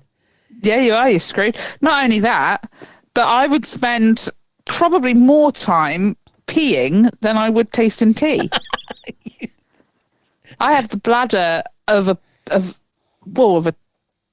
infant. You just need one. You need one of them things from 5 Minute Crafts. What, my little portaloo, little tent loo, little tent toilet, yeah. So I can jab on myself. I mean, that's not a bad idea for me, to be fair. To have a little pop-up shop that I can just disappear into in the middle of the high street, you know. Just don't mind me just disappearing into my little tent. No one will know what I'm doing. No one will suss it. No, it'll be fine. The funny thing was, though, as you say, no one will notice, but it was like a royal blue colour out in the thing. Surely you make it kind of camouflage rather than a bright blue, like. At least try and blend in a little bit. Well, you don't want, though. What you don't want is for your fellow campers to like trip over you, though, or something. Like, imagine if you go out in the night in your camouflaged thing, and someone else comes out looking for a good spot, and they trip over you whilst you're turning your bike around. Whilst you're turning your bike around in your little Dutch oven. Yeah, I'm not sure about that. Okay. Oh my god. So the next one, also at 25 grand, is a Beefeater. So they're technically meant to guard the Tower of London, but act more day to day as a tourist guide. They're also famous for their distinctive red uniforms. However, to become a Beefeater, you need to have previously served in the armed forces for at least 22 years. Oh, that's us out then, Steve. Oh well. Do you think I'd get in the armed forces? I think that's one thing about my physique that's not going to get me called up when there's a war, is it? Me too. Well, I'm on death's door anyway most of the time, so they're not going to want me. I wouldn't be able to defend an egg. Jesus. Just be like, keep her away from the mushrooms. Absolutely. Oh, okay, 30 grand. Oh, that's good. That's not bad money. To be a London dungeon actor. Oh, okay. So if you don't know, London dungeon, grand. 30 grand. For 30k, I would be a London dungeon actor. Yeah, definitely. Yeah. So London Dungeon is basically like just a tourist attraction, and actors dress up as like the Jack the Ripper, Sweeney Todd, and other famous Victorian names, and scare people in kind of like an interactive, event thing, isn't it? You walk around these dark rooms, you jump out and scare people. You know what? I think I would really love just scaring the absolute crap out of people. And you could really pick on people that look like dickheads as well, couldn't you? Just get right in their face and just terrify them. Yeah. I'd be up for that. That sounds brilliant. That does sound like a good job. I think that one takes my fancy. 35 and grand. The price is right. Yeah. So here we go. 35 grand. Walk on water architects. London's housing shortage crisis has led to architects crafting new properties that can float on water. With that, the new role of creating amphibious houses were created by Backer Architects. Now, this sounds a bit niche. Yeah, I wasn't aware of any houses in the Thames. Like, you wouldn't want to live on the Thames, would you? I mean, it's absolutely filthy. It is. It's a health hazard, surely. It is disgusting. No. So, I don't think I would fancy that. But, yeah. I mean, I don't think... Does that require being an architect? If that's for being an architect, then that isn't that well paid, is it? 35 grand. No, not really. I mean, it's all right, but it seems very niche and very specialist, and it feels like it should be worth a bit more. Yeah. I wonder how many homes you could fit on the Thames. I don't know, but I just feel like this is really stupid, and maybe we should be spreading outwards a bit more, or even upwards. I think upwards makes more sense, doesn't it? Just like... Well, yeah, because it's not... We need our own Burj Khalifa. Freaking Thames, honestly. Minging. Well, disgusting let's river. put it this way. You don't have to worry about sorting out sewage for it, because you can just plop it straight out there. That's true. And you wouldn't be able to ventilate your house because it would smell like a bit like the inside of a Dutch oven tent, like all the time, otherwise in your house. So, yeah, not the one. Not the one. Talking of sewers, 45 grand, you could be a sewer flusher. The pay is good, but it isn't exactly the most glamorous job in the world. In fact, it is the polar opposite. However, it is a job that needs to be done, and you'll get paid handsomely to do it. Oh, okay. Do you flush sewers? No. Break down some fat birds? I add to them. I don't taketh away. I give us, I do not taketh away. Yeah, no, that's not a Nicole job at all. We'll just work on keeping these guys in the job. Okay, so how about this one? 48 grand. You could be the Queen's Piper. To get paid to double the national average wage, all you have to do is play the bagpipes for 15 minutes at 9 a.m. every weekday outside the Queen's window. I mean, be a bit difficult now, wouldn't it? Well, I mean, I suppose you could. You said it. It's just going to be a bit dead there, isn't it? Where she is. I mean, does the king have a piper? Do they still? Maybe. Does it still happen? I don't know. Probably. They do like tradition, don't they? I think that would be the first thing I cancelled if I was the king. I'd be like, oh, me too. I am not listening to the sound of bagpipes every morning. No, thank you. Pack that the fuck in. That'd be the first thing I say on the first day on the job. Stick me head out the window. You can pack that the fuck in. Yeah. That would be what I'd say. Yeah, that's a no from me. I mean, there are other things you could wake up to, aren't there? That aren't an alarm clock. I mean, what are there that you could wake up to? Oh, I don't know.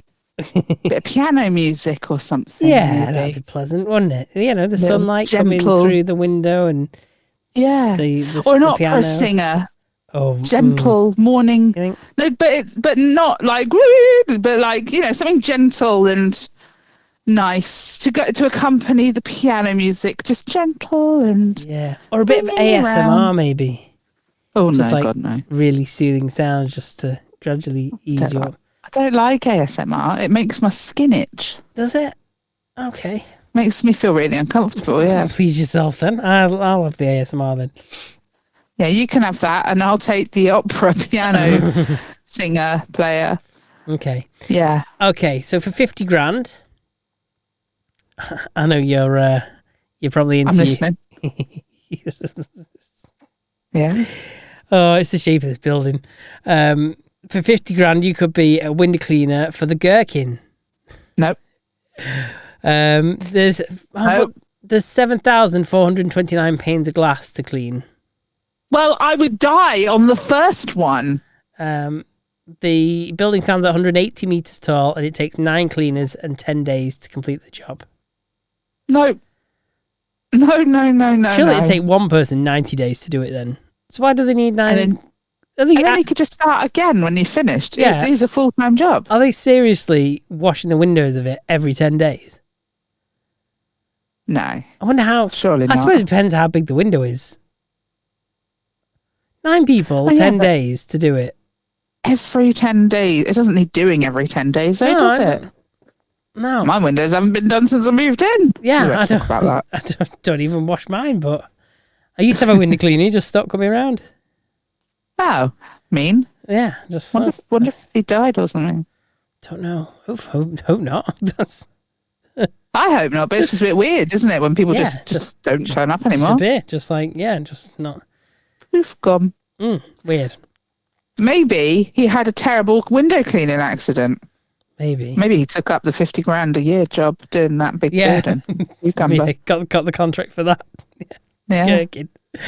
The gherkin, not the cucumber. or maybe he, got a bit of an eyeful a bit too much. Just decided I'm not coming here anymore. Maybe. Yeah. Wow. That has happened a few times. Were you flashing him, Steve? I've told you about that. He turns up. He always turned up on a Saturday morning, and that's like the one morning where, I've usually had a couple of drinks the night before. What? But don't you keep your curtains closed? Oh, I always forget to shut them. What? You don't shut your curtains at night? No, I always forget. Oh my God, I could not. Oh no. Oh well. I think you shouldn't look through the windows then, should you? You just clean them. Yeah, but what happens if you're having a really nice evening with your missus? Do you shut them then? No, why? There's just certain things you don't need your neighbours seeing, really, isn't there? Well, they shouldn't be climbing up ladders looking through my window, should they? Well, I mean, I don't know what it looks like where you live, but where I live, I mean, currently, right now, I'm looking straight into someone else's bedroom. So, I do like to shut my blind. Well, sometimes I have. Yeah, and the other day, I accidentally gave a full show. I didn't mean to. Won't get into that. But yeah, it's a young lad living over there as well. He's a student. Oh, but my God. I doubt it, Steve. I thoroughly doubt he enjoyed seeing the middle-aged woman who's desperately overweight and chronically unwell. Yeah. Don't think he needed that. I think I might have frightened him for life. Fair dues. Thankfully nothing overlooks into my window. So yeah, usually nothing there. So yeah, I just don't usually bother. Anyway, let's get to the end of this list. So number 1 for 61 grand a year. Do you think you are a master of social media? No, not if it's Blue Sky. Just no. Because you could get paid nearly more than triple the average wage in the UK just by monitoring what people are saying about the brand you work for on Twitter, Facebook, and most other types of social media, being a chief listening officer. I could do that. What it means keeping an eye on social media. It's just a very posh that's name for it, isn't easy. it? Chief listening officer sounds posh. It just means keeping an eye, looking up your brand and keeping it. That I could do. What I couldn't do is be like responsible for posting on social media, because as we know, Steve, I've got no imagination. I have no idea what to post. So, yeah.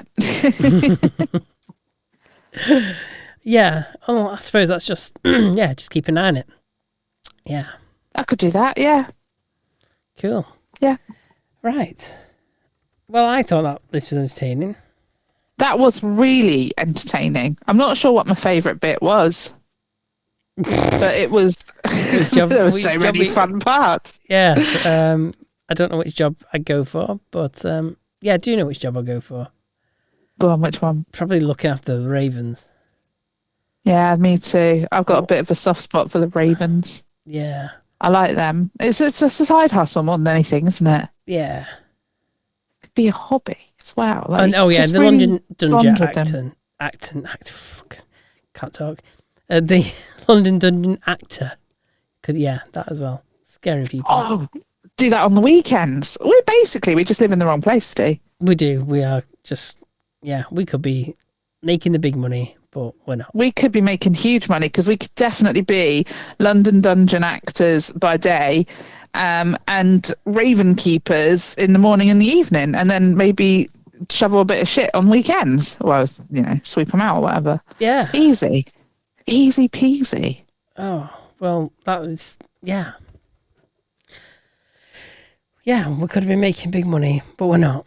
Although we're not. Who knows? We could be successful podcasters making even bigger money one day. I hope so.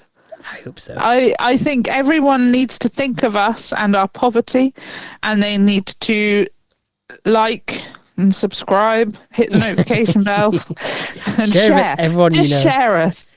Just share us. Look on Facebook and look at like 3 Facebook pages with the most people in them, and just post it in there. Yeah. Do that, and tag us in the comments. Get us to strike up a conversation with you on a popular comment thread somewhere.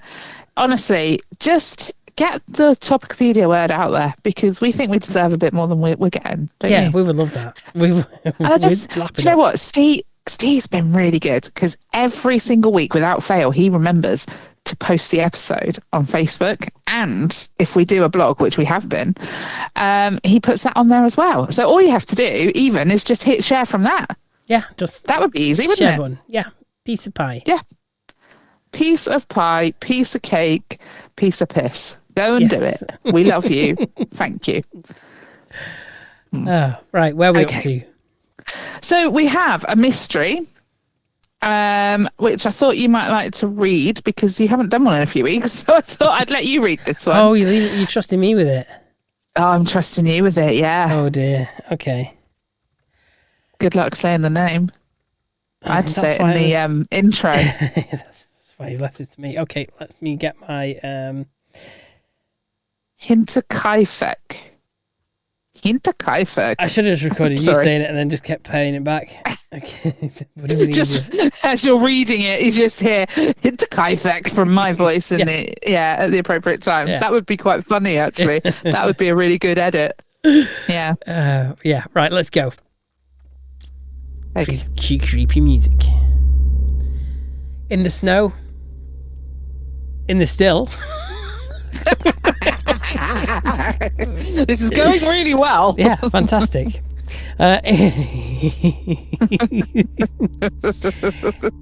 In the still, snow-covered woods of Bavaria, just outside a tiny hamlet called Groben,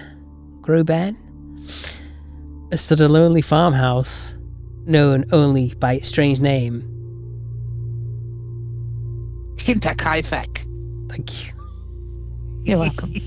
It was March 1922, and the cold still gripped the land. The Gruber family, 6 in total, lived quietly on that isolated farm. Andreas, the patriarch, his wife, Kazilia, their widowed daughter, Victoria, her 2 children, 7-year-old Kazilia, Yeah, another one. And 2-year-old Joseph and the family maid Maria. The farm was far from the village. No one came or went without purpose. But in the days leading up to the massacre, something shifted. Oh. Andreas Gruber, not a man known for nerves, told neighbours he'd seen strange footprints in the snow.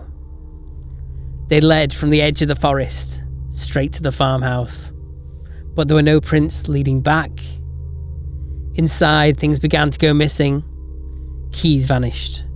The attic echoed with footsteps, but no one was ever found up there.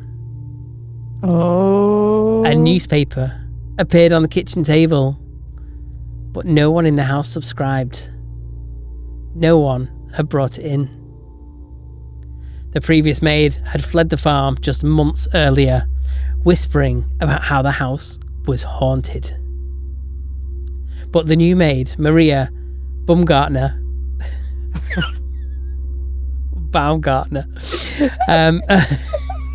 Oh no, Baumgartner is the one, isn't it? Baumgartner, we'll go with that. We're going with that. We're going with that. She arrived Sorry. on March the 31st, her first day. It would also be her last. Oh God, she's not going to get Baumgartner, is she? Oh, this is gripping. It is. That night. That's what she said. Sorry.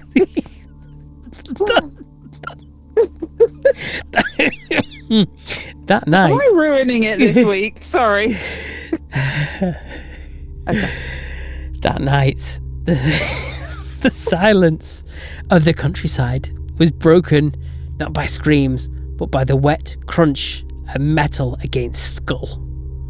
One by one, the family members were lured into the barn and slaughtered with a mattock, a tool not unlike a pickaxe. Their bodies were stacked like broken dolls, covered with hay. Oh, that's really horrible. Oh, it's gruesome, that, isn't it? I'm picturing that now. Inside the house, young Joseph was murdered in his cot. Oh. The maid Maria lay dead in her room. No one escaped. But the horror didn't end there. Over the next 4 days, smoke continued rising from the farmhouse chimney. Someone fed the livestock. The dog was seen alive and tied up. Food was cooked. Bread was eaten. Someone, perhaps the killer, lived among the corpses. When neighbours finally came to check on the family, they found what could only be described as a house of death. Oh. Investigators descended upon Hinterkaifeck. but the case was already compromised. Hundreds were questioned. Suspects ranged from escaped prisoners to jealous lovers.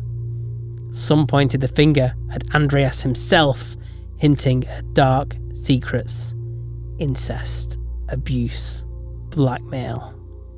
But no motive. But no motive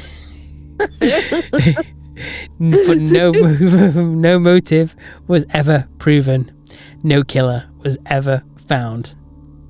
Even more chilling, years later, a local would claim to have seen a stranger emerge from the woods behind the ruins of Hinterkaifeck.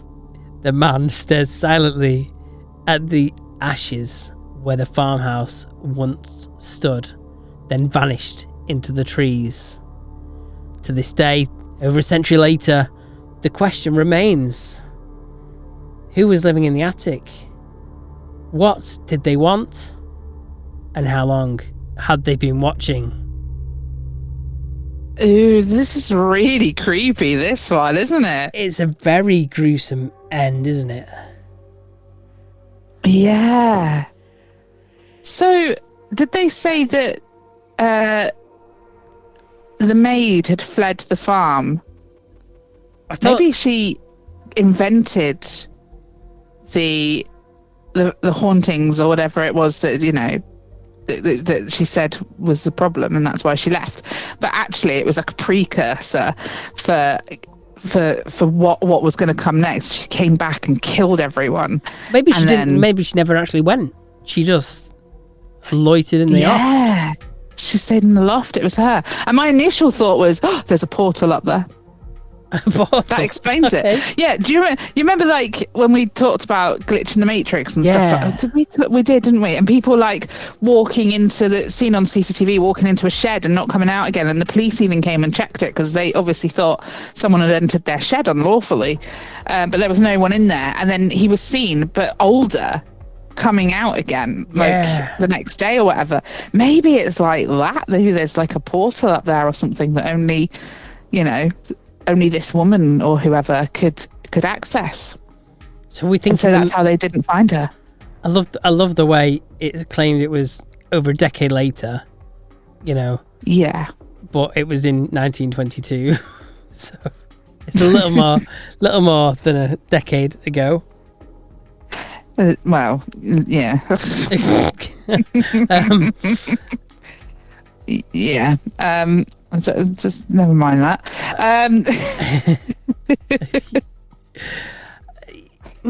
Yeah, newspaper appearing on a kitchen table, but no one in the house had subscribed, and no one had brought it in. Yeah. Like if you were gonna murder a family, why would you make it like so obvious? Like, oh yeah, let's just leave this newspaper here, and they can all have a discussion about how no one put it there. And it's just red herring. It's misdirection. Do you think? Maybe to leave a clue that is actually not that significant, but at the same time, it's so puzzling. People are like, well, why is it there though? Like, who put it there? How did it get there? Why would someone, live among the corpses? Maybe they weren't living among the corpses. Maybe they were stepping through into their portal. Yeah, so you don't think they lived with these corpses for the 4 days or whatever? No, they totally went for a portal. It's the only rational explanation for this, obviously. I don't know. It's weird though. Maybe they did. Maybe it is actually as sick as it sounds, and someone did live in there, and they just had a really good hide and seek spot, and they're like, we're not telling no one about this motherfucker. Maybe that's why they killed everyone, because someone nearly found their hide and seek spot, and they were like, not having this, not losing at this game. I invented it. And so they killed everyone and then went and hid in their bestest spot. Yeah. As for the clue of footprints in the snow, I think footprints in snow is one of the least helpful clues out there. I mean, if you want it to look like you walked in and not out, you could retrace your steps and go in your own footsteps again. Yeah, you could do. So, but it's not foolproof. No, at the same time, snow, it's not evidence that lasts quite a while, is it? Like, it either gets snowed on top of again, or it melts. Yeah. So the footprints aren't usually just visibly like an obvious set of footprints. No, not really, no. I don't know. I'm not sure. What are your thoughts? What do you think happened? I mean, I don't understand. Keys vanished. I'm still wondering if maybe the maid, because the new maid got murdered on her first day. Jealousy. It's not a good start to the first day on the job, is it really? No. I think there was an issue with the previous maid, and I think the family's upset her. I think she's definitely tied into this somehow, isn't she? No matter how it happened, I think she is tied in, whether it was her herself or maybe there was a family member or somebody who was angry about it, that, nothing had been done. Maybe they thought that, she went and said it was haunted, and they said, oh, that's absolute rubbish. Someone's fucking with you. And then went and, I don't know, maybe they had an unhinged uncle rather than just a slightly creepy uncle. And I mean, who knows? I do think, though, we are missing about how the maid was killed, the maid whose first day it was, because she wasn't found in the in the barn like everyone else. She was found in the room with the baby that was murdered. That's interesting. So was yeah. it just one person, or was there more than one person involved? I don't know. That's I interesting. can't help thinking if there's more than one person, it'd be easier to cover up. Oh, there's a movie about this apparently. Oh, is there? Is it? Yeah, 2009. Kaifeck Murder, it's called. 5 out of 10 on IMDb. That's quite low. 36% on Rotten Tomatoes. So, I mean, look, it's done better than Snow White has. Okay. So, by all means, give it a watch. I might give that a watch at some point, you know. I'm just intrigued. I'm intrigued. See how they've interpreted it. It certainly hasn't got very good ratings, but Yeah. you never know. On It Wiki, might, there's a picture of like the house and the barn, and the barn is very near the house. Oh, is it? Like it is very like you'd expect it to be like a few minutes walk away or whatever, but no, Yeah. it's like literally right next to it. Oh God, it is. Yeah, I've got the picture up now. Yeah. Oh, yeah, it's like right there, isn't it? I mean, it might be a bit of a perspective thing. I think you probably do have to walk a little ways, but it is fairly close. But you would think that you would hear Yeah, you would. someone Surely. getting murdered in it and go. I mean, I suppose your instinct is to go and run out and try and help. But at the same time, would your instinct not to be, oh, you know, let's call the police and try and get someone out here? Yeah. Oh, I don't know. I'm wondering if Wiki says anything more about. Though there's a list of suspects. Oh, is there? Okay. So there is Carl Gabriel, who was the husband of widowed Victoria Gabriel. He had reportedly been killed in December 1914 during the First World War by a shell attack in France, but his body had never been recovered. Ah, so okay. Okay. That's a possible, isn't it? Another one, Lawrence Schlittenbauer. What a name. Schlittenbauer.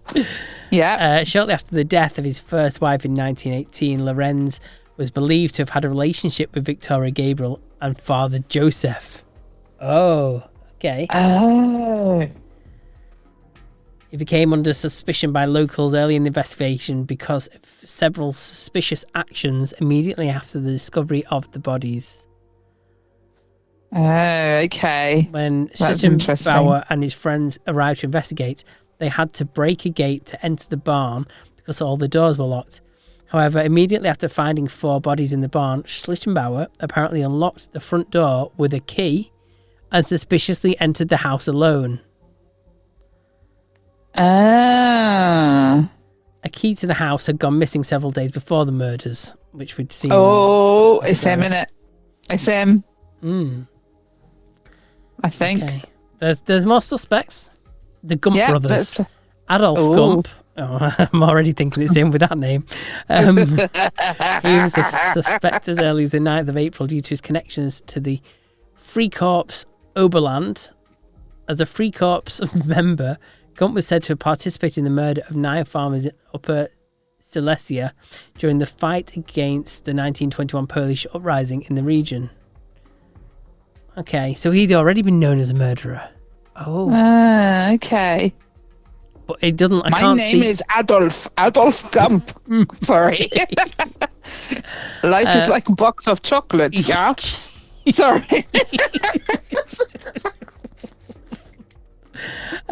So I... there's nothing... Not knowing which one you're going to get. Sorry. I can't see the link there between him and the family. So I'm not too sure about the Gump brothers. No, I'm not sure on that one. No. Carl S. and Andreas S.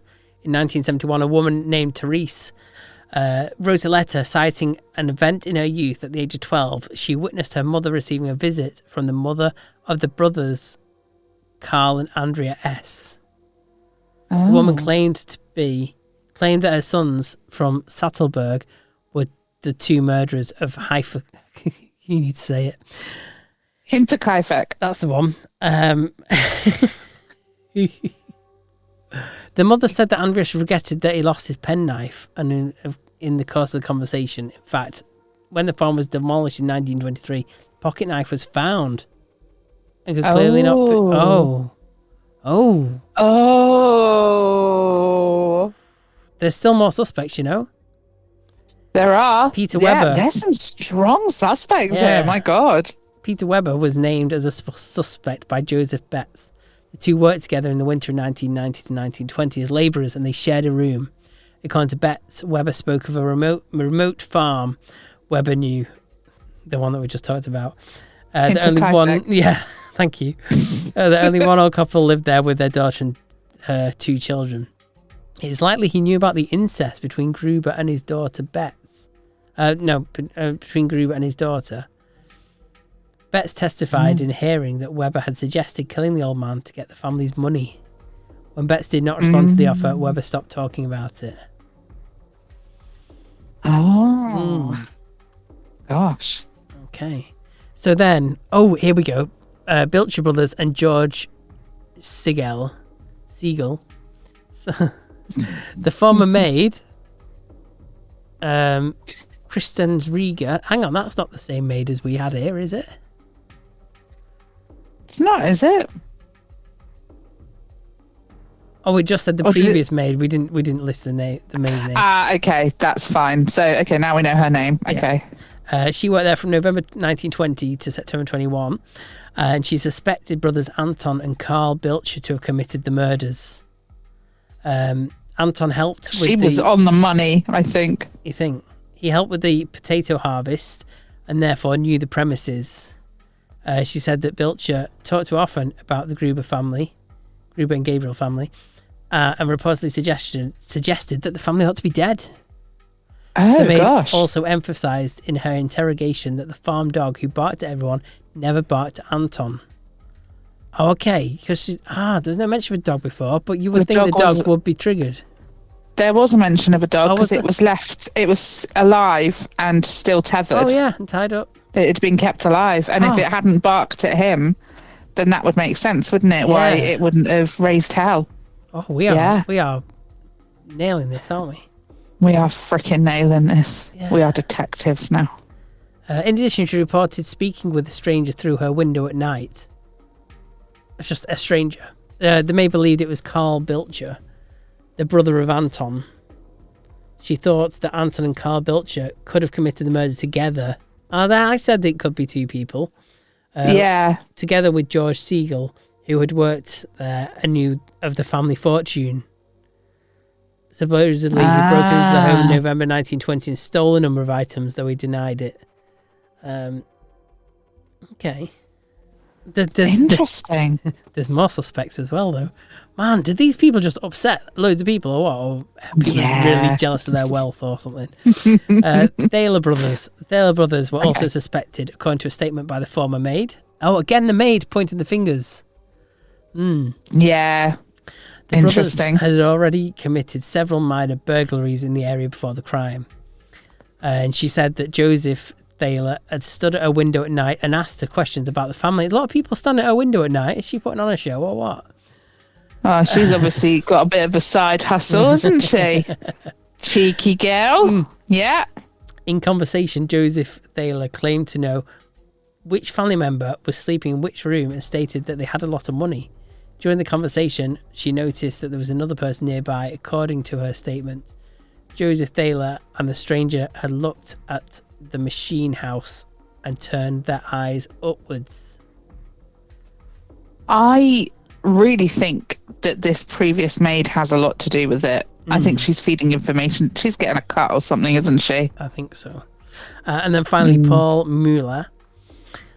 So in Bill James's book, he alleges that a man known as Paul Mueller, a German migrant, may have been responsible for the murders.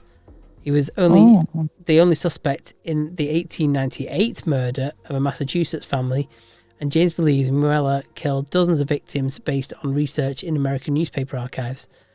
The murders bear some similarities to his suspected crimes in the US, including the slaughter of an entire family in their isolated home, using the blunt edge of a farm tool as a weapon, moving and stacking the bodies of the victims.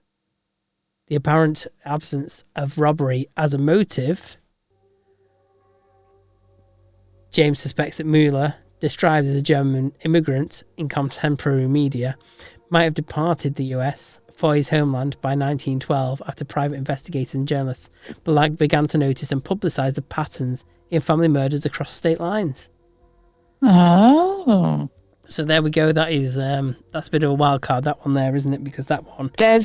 There's rather a lot to unpack there, but I really still think that we were right even before we read this about the original maid. I think she's been tipping people off. I think it's a big thing. I think it's more than one set of people. I think they're in cahoots. Yeah, I'm going with that. I'm going with cahoots. Yeah. Yeah, definitely. And she was the one that gave all the secrets away that made it possible. Yeah. Right, we are going with that. And you know what? I'm going to watch the documentary on that, or the film on it, because I'm quite intrigued, and I think that sounds really interesting. Me too. So if you let me know what it's called, I will have a look. Let me find it, because it's just literally called Kaifeck Murder. Okay. I'll take a screenshot of my screen and send it to you, and then you can't go too far wrong. But yeah, I might even watch that tonight. Yeah, I might. Who knows? Whilst a bit of tidying up or something. Yeah. Well, there we go. And if anyone at home has any ideas about what they think happened in the Hinterkaifeck murders, let us know. And if you watch the film, give us feedback on that as well, please. Topicopedia.online. Yes. Brilliant. Awesome.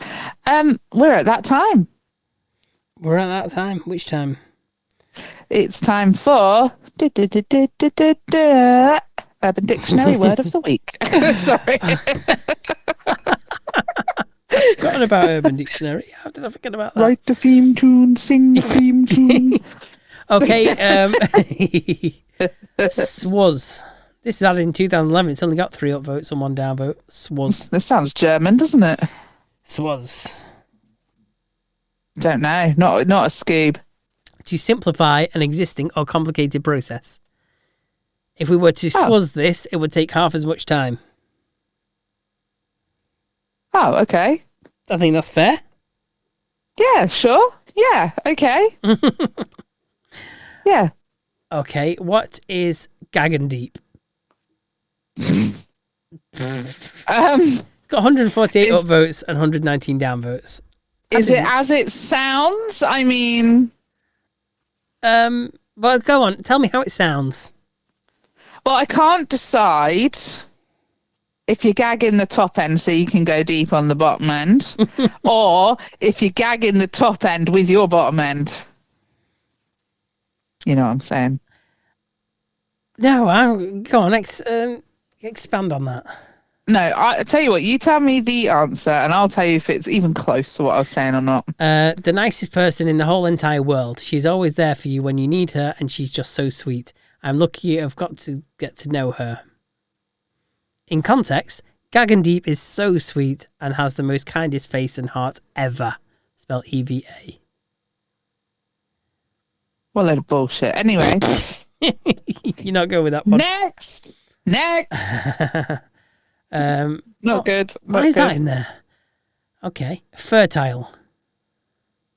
Oh. What could it mean? Fertile? Yeah. It has its own Urban Dictionary meaning, does it? Yeah. No, it's the same. Oh, in that case. Capable of initiating, sustaining, or supporting reproduction. I.e., that is one fertile womb, if I do say so myself. Okay. Why did that need to be an Urban Dictionary? People don't understand it, do they? I don't think. So. Good God. Okay, horment. Oh, no, not a clue. Basically means assault, sexual, mental, and physical and psychological on a person or persons who we refer to as tormented or ed for short. All in all, it's just the beginning of a tormented/torturous life in the world of human trafficking.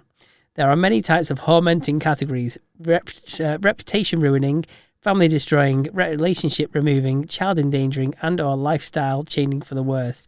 If you suspect yourself of being tormented, please call human trafficking helplines in the local area. Used in context, I was the king of the world until I trusted the wrong crowd, and now everyone I love are being tormented. All I wanted was to go back to my old life as a widowed mother. Good God. Wow, someone's put some time into that. Someone really... Who hurt you? Yeah. Who hurt you? I feel like... There's zero reactions on that, and I don't know what reaction to give, so I will leave it at zero reactions. That's exactly why there's no reactions. Yeah. No one quite knows what to say to that. Like, it's terrifying. Okay. Oh, right, one more then. Okay. Swampy. Sounds like my arse on a warm day. Sorry, why do I do it? Why do I do it? There's no harm. Can't help myself. It's harmless. It is. You say that. You haven't dealt with it, obviously. Carry on. An inhabitant of the Isle of Sheppey, see www.sheppyscum.com, who has been both born and raised there. Distinctive accent is cross between estuary English and yokel, though all sentences contain F word. See pikey. Oh. And that's an actual website. Well, actually, it's not an actual website. It takes you to the streetfoodguide.com and the ultimate guide to the Isle of Sheppey. Well, there you go. Yeah. Okay. Fair use. God, Urban Dictionary's pickling my mind today. Does it make you want to go to the Isle of Sheppey? No. Do you feel like you've been to the Isle of Sheppey? No. I've looked up the Isle of Sheppey. Yeah. Where is it? Is it any good? I had a feeling it would be like off Scotland or something, but no, it's somewhere near Canterbury, down your end. That's not really my end, is it? Well, you're down south. I'm south. To the east of London. Southwest, down here. I'm down south. I'm southwest. Zooming in on Google Maps, I can see it's got a Morrison's and an Aldi and a B&M and a Sports Direct. There you go. I think I'll give it a miss, I'm not going to lie. And a place called Sheerness, which... fair dues. Yeah. Well, that was fun. That was interesting. Let's move on. Let's have a meme, shall we? Oh, would you like to know? It's got a naturist beach. Really? Yeah. Well, there you go. Now you're sold, aren't you? I'm going to have to go to Isle of Sheppey now, aren't I? God, Game of One nightmares. Yeah. Well, anyway, if you go, let us know how it is. Right. So, who do you think won the meme of the week last week? Because I think we had some pretty good ones on there last week. I think it was me. I don't know how it was me because yours was bloody good. Okay. But it was me, and I am very grateful to the voters. But here we are. We're going to do another one. You don't get one next week, so you get 2 whole weeks to vote. So I think you should vote twice. Okay, yeah. That's only fair, isn't it, Stu? Yeah. So I'm going to go with this one. I'm going in hard this.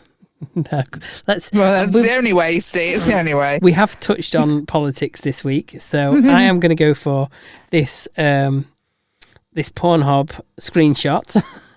Oh my God. 4755 views, 72% upvotes. Dodgy couple, fuck the UK, and it's a picture of Sir Keir Starmer and Rachel Reeves. Kieran Rach. Yeah. So yeah, I thought that was quite funny. I like that a lot. If you don't vote, if C doesn't win over the next 2 weeks, it's a travesty. Yeah. It really is, because that is definitely the better meme and the most accurate but one. It's also it's more accurate than funny, I guess. It's just like, oh yeah, that's true. Some memes are about the relatability, aren't they, and how true things are. Okay, so mine is a cartoon. There's jam. There's jam in a casket. Okay. And there's 2 strawberries paying their respects at the casket. And one strawberry looks at the other and says, "They did a great job preserving him." It's terrible, but I love it. I love it. It's a cute one, that. It is terrible. Yeah. Yours definitely should win. If I was voting, I would definitely vote for yours. So thank you. But it's not up to me. So yeah, we'll see what happens there. So yeah, head over to topcopedia.online where you can vote for your favourite meme of the week on our homepage. Yes. Yes. to tell you I once met a girl with 12 nipples. 12? Yeah. I bet you liked her, didn't you? Seems strange, doesn't it? Doesn't it?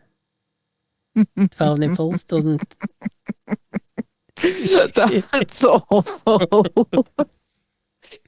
Oh, God. Okay. Right. Anyway, I lost my wife yesterday at Helsinki Airport. Oh, no. Yeah. She just disappeared into thin air.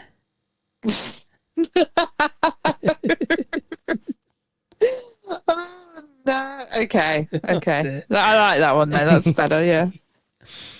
Do you know what prostitutes say after sex? Where's my money? Sometimes. Or they say, or maybe after you paid them, they'll say, it was a business doing pleasure with you.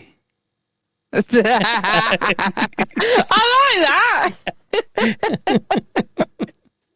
That's really good. Really good. Anyway, what do two women, an orgy and a tickle have in common? Oh, I don't know. Coochie coochie goo.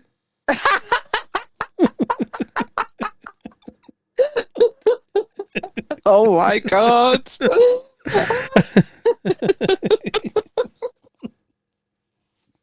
Okay. Right. I got to try and compete with this now, have I? Go for it. Okay.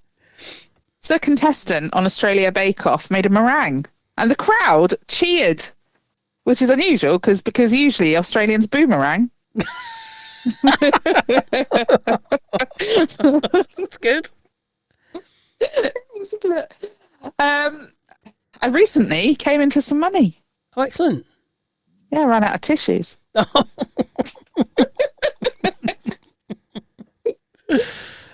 Oh, here we go. At the hospital, a man arrives late to the birth of his baby. Oh. Whoops. After a few minutes, the doctor comes out to meet him and hands the newborn baby over to him and says, "Congratulations, it's a boy. Unfortunately, though, your wife didn't make it." No. And the man replies, "Well, then bring me the one my wife made."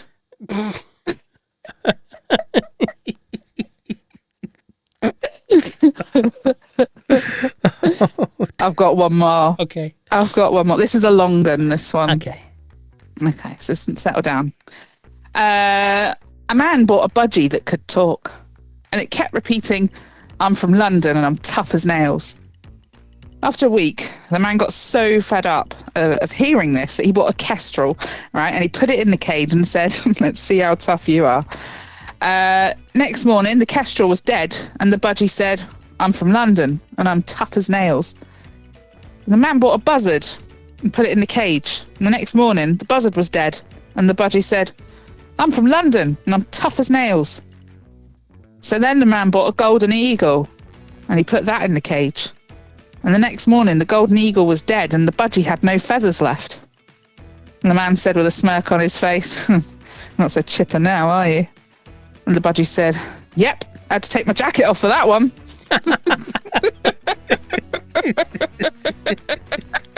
I was just wondering how big this cage is. Yeah. Anyway, on that note, I think we'll leave it there for this week. Thank you very much for joining us for another episode of Topicopedia.